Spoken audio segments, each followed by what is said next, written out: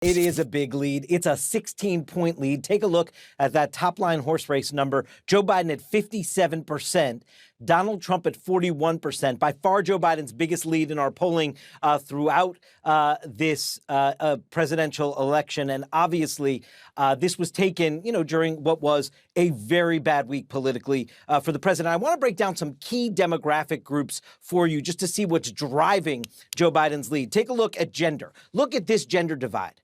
Among women, Biden gets 66%, Trump 32%. That's a 34-point lead among women, far beyond what Hillary Clinton had. Among men, they're basically tied. Trump at 49%, Biden at 47%. Also, not only is he blowing him out with women, but he's narrowed the gap with an advantage that has normally been Trump's, which is men. Take a look at the people of color versus white voters. Biden, 72% to 25% among people of color. Again, huge blowout. But look at whites. Biden's actually edging ahead of Trump by 4 points. Guys, if Trump has lost whites, he's screwed. This poll is devastating for Donald Trump. Devastating. The only demographic that he has increased his lead in is white men without college degrees. Every other demo, Biden is either trouncing him or Biden has increased his lead and cut into the Trump base from 2016 to the point where CNN has it at 16 points nationally. It's not an anomaly because NBC Wall Street Journal came out with a poll a few days ago which showed that Biden had expanded his national lead against Trump from 8 points to 14 points. And that same poll showed that Biden and Trump were almost in a dead heat for men 50 years and older, which normally would be Trump's base. Like, Trump should have that locked up, but it's not the case anymore. And usually when you get closer to a general election, the polls start to narrow as people start to make their decisions. Not the case here. After the debate, Biden has significantly increased his lead to an NBC poll, 14 points, but a CNN poll showing 16 points. That's not around the margin of error for these swing states, really. That's going to be, if this holds, a landslide for Joe Biden. But again, Trump could claim mass mail-in ballot voter fraud. That could be the case. But the amount of victory, the margin of victory, if it's so overwhelming, Trump won't be able to make that case. He's just not going to be able to, especially now that he's hobbled because he's infected with COVID-19. So as I mentioned, both polls showed a significant shift in public perception after the debate. And even issue by issue, Trump is running on law and order.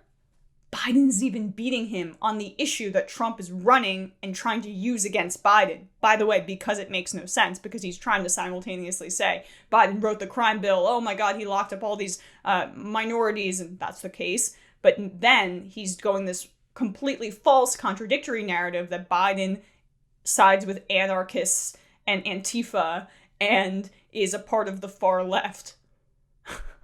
It's such a bad strategy, and it's not working, and the numbers are showing it. Likely voters broadly prefer Biden over Trump on a number of issues that voters consider critically important in the race, including the coronavirus outbreak.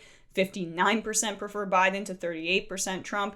Healthcare, 59 to 39. Racial inequality in America, 62 to 36. Nominations to the Supreme Court, 57 to 41. And crime and safety, as I mentioned, 55% to 43%. That's the issue that Trump is running on against Biden.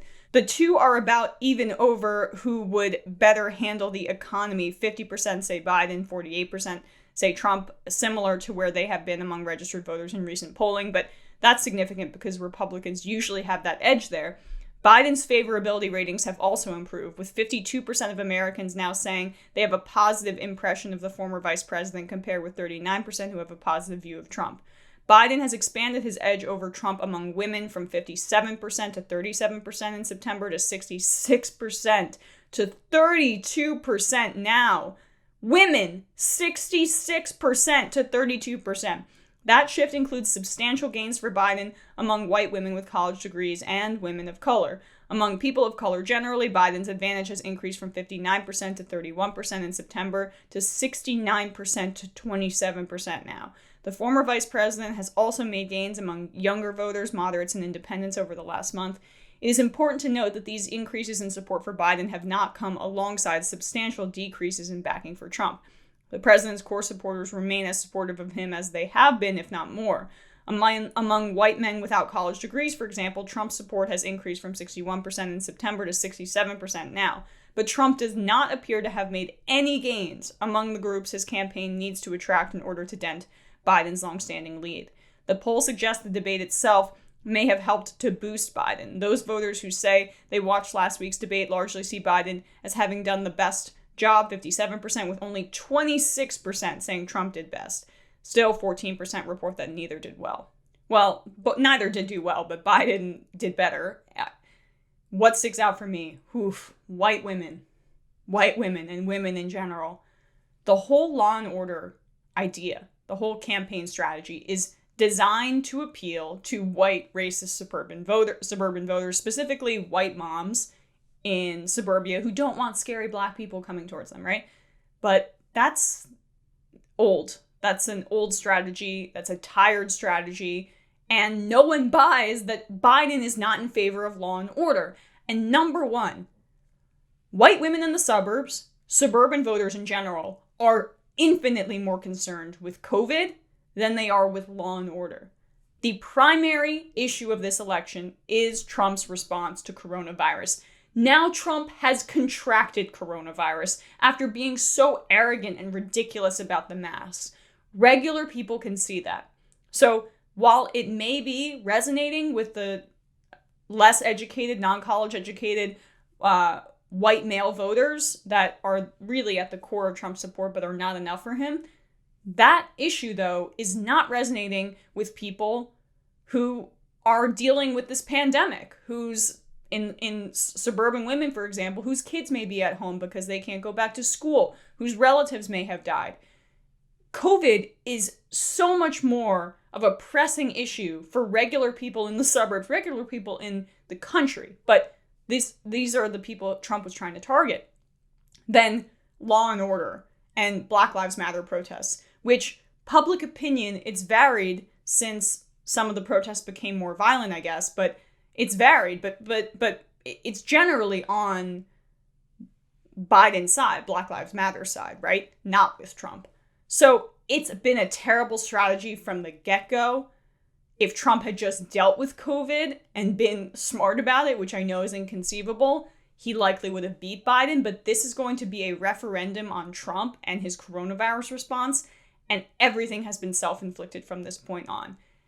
People see 200,000 plus Americans dead, they see the economy, and they're concerned about their kids and their own lives. Quality of life in America is bad right now because of COVID, because of Trump's COVID response. And Biden will win by default if these numbers hold because of Trump's complete inability to adequately respond to coronavirus. And that's why law and order isn't penetrating with the groups that it normally would have 10, 15 years ago. This is a way bigger issue, and Trump is completely failing on it.